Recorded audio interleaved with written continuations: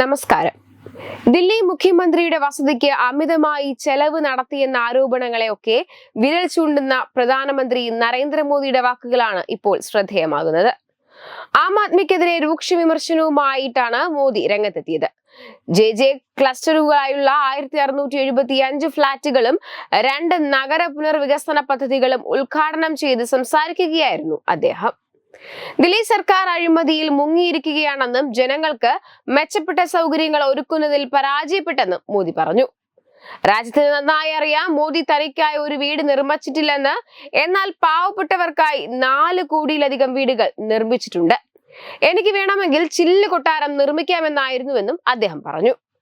ആം ആദ്മി ദില്ലിയെ ദുരന്തം പോലെ വലയം ചെയ്തിരിക്കുകയാണെന്നും അദ്ദേഹം കൂട്ടിച്ചേർത്തു.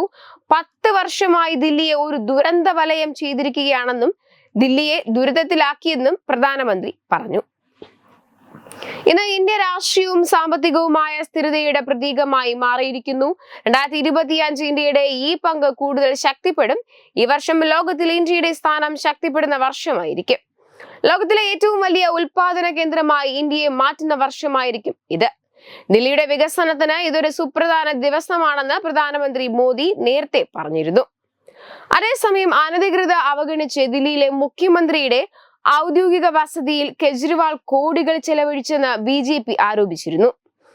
നരൈലു നഗരത്തിന്റെ വികസനവുമായി ബന്ധപ്പെട്ട പ്രവർത്തനങ്ങൾ ത്വരിതപ്പെടുത്തുന്നതിനനുസരിച്ച് പ്രധാനമന്ത്രി ആവാസ് യോജനയ്ക്ക് കീഴിൽ വരും ദിവസങ്ങളിൽ 30,000 വീടുകൾ ദില്ലിയിൽ നിർമ്മിച്ച് പൗരന്മാർക്ക് ഒക്കെ കൈമാറുമെന്ന് പ്രധാനമന്ത്രി പറഞ്ഞു.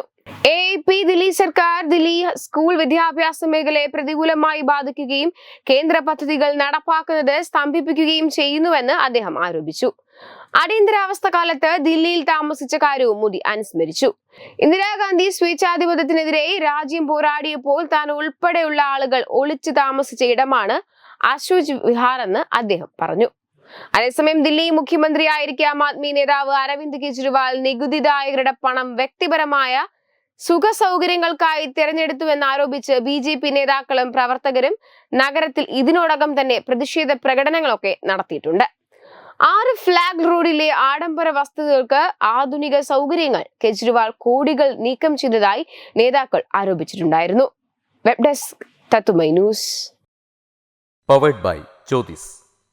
Realizing your dream home. Our ongoing luxury apartments projects are Crown near Karivattam, The Square near UST Global, White Manor near Aattugal Ambalathara, and Evergreens Luxury Villas near Tirumala. Call 90482 55599. Jyotis Building Promoters Private Limited, Thiruvananthapuram.